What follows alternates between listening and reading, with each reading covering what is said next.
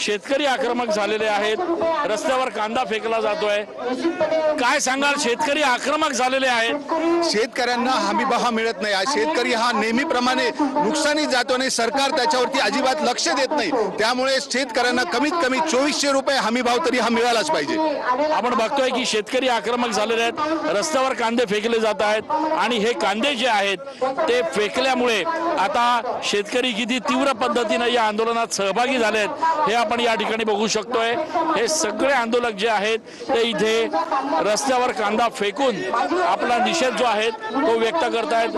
घोषणाबाजी केली जाते, हातात कांदे घेतले जात आहेत आणि कांदे घेऊन हे कांदे फेकले देखील जात आहेत, जेणेकरून आपला विरोध जो आहे, आपला जो निषेध आहे तो सरकारपर्यंत पोहोचला पाहिजे। 1200 रुपयांचा दर हा 1580 पर्यंत काल सरकारने केला, मात्र तो देखील अपूर्ण आहे। 2000, 2500 ते 3000 पर्यंत जर हमी भाव मिळाला तर आणि तरच शेतकऱ्यांचा जो झालेला खर्च आहे तो निघून वरती त्यांना 2 पैसे शिल्लक राहतील, अशी शेतकऱ्यांची भावना आहे।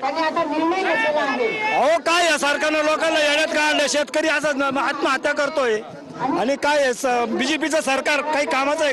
मोदी कुठं इकडे बाहेरच्या देशात फिरतोय, इकडे शेतकरी आत्महत्या करते। काय या बीजेपीच्या सरकारनं चालवलंय? आता वर्ष 2026 चालू आहे। आता पेस्टिसाइड फर्टिलायझर सीडचे भाव 10% आताच वाढवले, 2 महिन्यापूर्वी वाढले आणि कांद्याचा भाव अजूनही तुम्ही 1999 2000चा देऊ राहिला। थोडा लाजा वाटल्या पाहिजे, आपण करतो काय? 70% शेतकऱ्यांचा माल 100 ते 500 रुपये प्रति क्विंटल विकला गेला आहे, तर शासनाने सरसकट प्रति क्विंटल 1500 रुपये अनुदान देऊन शेतकऱ्यांना दिलासा द्यावा। खतांचे दर कमी करावे, नांगरणीसाठी पेट्रोल डिझेल उपलब्ध करून द्यावे।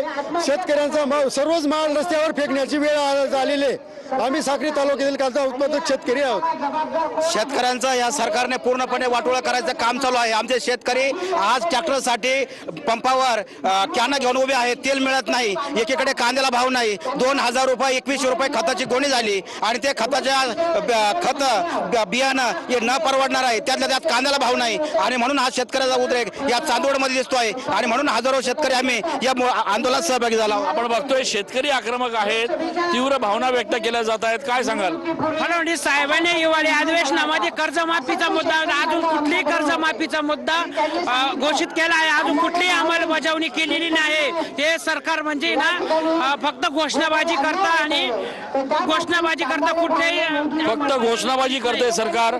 सरकारकडून फक्त घोषणाबाजी केली जाते, प्रत्यक्षात कुठल्याही प्रकारे अंमलबजावणी होत नाहीये, अशी शेतकऱ्यांची भावना आहे। आपण बघतोय की हे सगळे आंदोलक जे आहेत ते या ठिकाणी या आंदोलनात सहभागी झालेले आहेत। मोठ्या प्रमाणात खरं तर या ठिकाणी आंदोलक सहभागी झालेले आहेत। दुसरीकडे तिथे ऊन मोठ्या प्रमाणात असल्यामुळे अनेक आंदोलक जे आहेत ते पेट्रोल पंपाच्या आडोशाला सावलीमध्ये थोडंफार आंदोलनात सहभागी झालेले आहेत। तर दुसरीकडे मुंबई आग्रा महामार्गावर वाहनांच्या लांबच लांब रांगा ज्या आहेत त्या या ठिकाणी लागल्याचं आपल्याला बघायला मिळतं आहे। चक्का जाम जो आहे तो या ठिकाणी झालेला आहे। आंदोलक मोठ्या प्रमाणात सहभागी झालेले आहेत आणि या सगळ्या आंदोलनाच्या पार्श्वभूमीवर नाशिक महामार्ग जो आहे तो पूर्णपणे ठप्प झालेला आहे।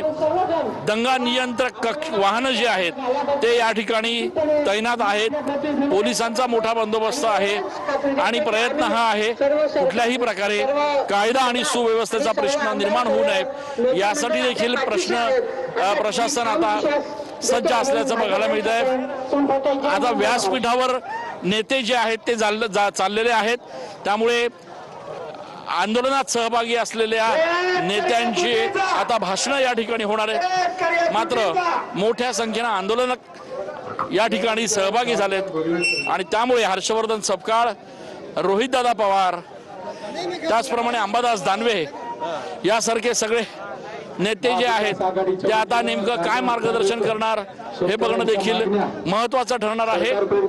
त्यामुळे आता